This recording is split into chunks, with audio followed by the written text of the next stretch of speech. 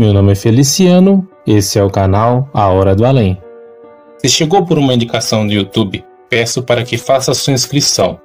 Se já é inscrito ou inscrita, muito obrigado. Nesse vídeo, teremos um relato da inscrita Samira. Então fiquem agora com a narração da inscrita do canal A Hora do Além.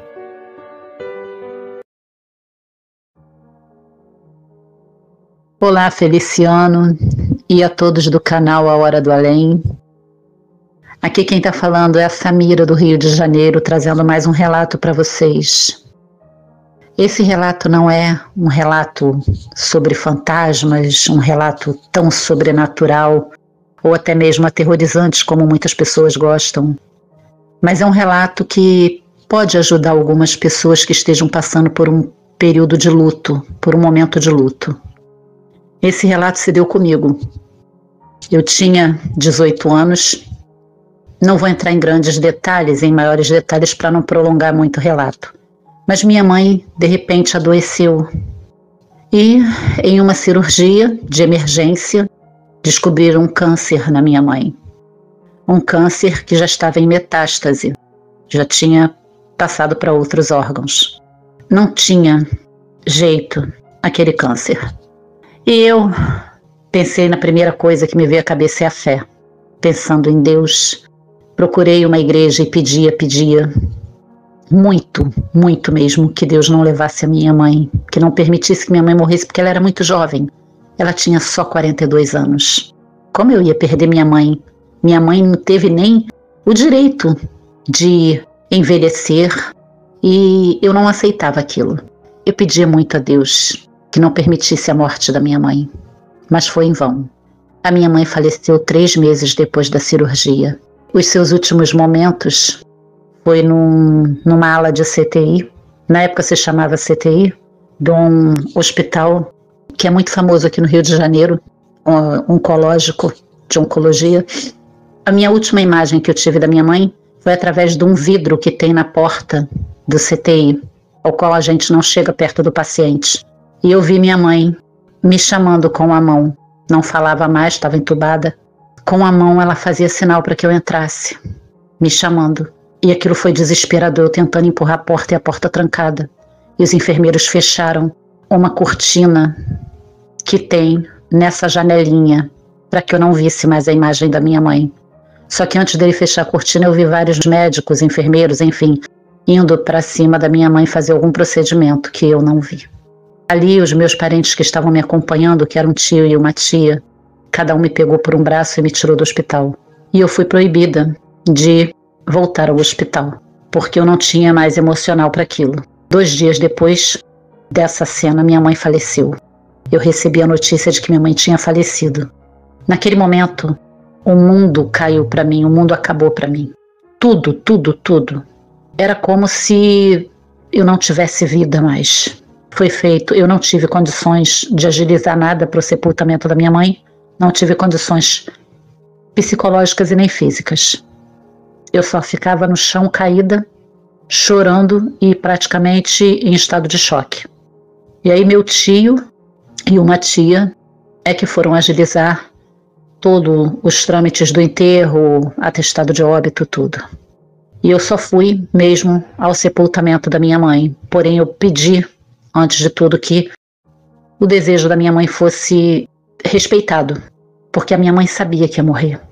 E os 2 desejos dela, os últimos pedidos dela foram que não abrissem o caixão, que o caixão fosse lacrado do início ao fim do sepultamento, que não houvesse aquela despedida que muitas pessoas aqui chamam de velório, né? Que não houvesse velório, ela não queria. Ela queria simplesmente que o caixão saísse do carro funerário, seguisse direto ao túmulo lacrado. E que durante o cortejo fosse cantado uma música. É uma música que mexe muito comigo. Eu não sei o nome dessa música, mas os católicos conhecem muito bem, que cantam "Segura na mão de Deus e vai" até o túmulo onde seria sepultada minha mãe. Foi cantada essa música. E eu em prantos, sendo consolada. Eu não consegui de forma alguma chegar sequer perto do caixão, mesmo ele estando lacrado. Eu não conseguia tocar no caixão. Eu me mantive numa certa distância o tempo todo, sendo amparada, porque eu não conseguia nem ficar de pé, praticamente. Eu acho que se tivessem me largado eu teria caído e ficado no chão. Voltamos para casa após o sepultamento e eu continuava na mesma situação. Na verdade, talvez até pior, porque aquela morte da minha mãe, ela mexeu tanto comigo que, assim, a minha mãe era minha melhor amiga. Era tudo para mim. Então, eu não tinha filhos, eu não era casada, eu não tinha uma família formada, né? Tinha avó, tinha tios e tudo. Mas eu não saía do cemitério mais. Todos os dias de manhã, eu tomava meu banho, tomava meu café da manhã e ia para o cemitério. Lá eu ficava limpando as folhas secas que caíam no túmulo da minha mãe e ficava sentada ao lado. Sempre arrumava algum tijolo ou alguma folha de papel e sentava. E ficava ali o dia inteiro, conversando, como se estivesse conversando com a minha mãe. Falava para ela sobre os meus sentimentos, questionava a existência de Deus, questionava por que Deus tinha feito aquilo comigo, por que tirou a minha mãe de mim tão nova. Questionei por que a minha mãe não teve o mesmo direito que a minha avó e que as outras pessoas. E também questionei o fato de tantas pessoas tão maldosas viverem e a minha mãe, que era pura bondade aqui na Terra, era uma pessoa que só vivia para caridade. Por que ela morreu? Isso tudo eu questionava ali diante do túmulo da minha mãe. Eu não almoçava. Eu passava o dia todo. No fim da tarde, eu voltava para casa toda suja, magra, já estava emagrecendo bastante, bem abatida. E ali eu comia alguma coisa que tivesse em casa, tomava um banho e voltava a dormir. E essa rotina era diária, até mais ou menos 2 meses, creio eu, que foi o tempo que eu fiquei tendo essa rotina. Eu já estava muito abatida, minha saúde muito debilitada. E um dia, um belo dia, vamos dizer assim, eu fui dormir e sonhei com a minha mãe. Foi um sonho que para mim era como se eu tivesse vivido aquilo realmente. Foi como se tivesse acontecido. Eu estava na cozinha da casa da minha avó, onde eu estava morando naquela época. Eu estava fazendo comida no fogão e a minha mãe chegava na porta da cozinha com o mesmo vestidinho que ela foi enterrada, que era um vestidinho amarelo, todo cheio de florzinhas rosas pequenininhas. Ela estava com aquele vestidinho, chegando na porta da cozinha, olhou para mim com um semblante muito feliz, com um rosto alegre, vívido assim, sabe? Ela olhou para mim e falou: "Oi, minha filha." Eu falei: "Mãe, meu Deus do céu, mãe, como é que você tá?" E ela falou assim para mim: "Minha filha, não chora não, você tá sofrendo muito, não precisa disso, eu tô bem, olha aqui." Aí começava a passar a mão na barriga, coisa que ela não fazia enquanto eu estava doente, porque até em passar a mão na barriga ela sentia dores. E ela passou a mão na barriga e apertou. Falou: "Olha aqui, ó, eu não tenho mais nada, eu não sinto mais nada, filha. Eu tô bem, eu tô feliz. Não sofre não, não chora mais não. Eu quero que você seja feliz. Eu tô muito bem." E ali acabou o sonho. Acabou o sonho naquele momento. Toda aquela agonia do meu sofrimento, da minha dor, acabou naquele momento. Também, naquele dia, eu mudei a minha rotina. Eu não fui mais com tanta constância no cemitério. Eu ia mais aos fins de semana ou a um dia só na semana para poder limpar, colocar flores novas, acender velas, porque por ser católica tínhamos algumas crenças. Então eu comecei a ter uma rotina melhor, cuidar mais de mim. Logo em seguida casei, tive minha filha. E é isso. Eu fiquei muito, muito feliz com esse sonho, porque foi um sonho que tirou um peso muito grande de mim, que foi o peso do sofrimento do luto. Talvez a alma dos nossos entes queridos não descansem em paz quando vê que nós estamos em sofrimento aqui pela sua partida. Então eu aconselho a todos aqueles que perderam um ente querido. Eu sei que a dor é muito grande.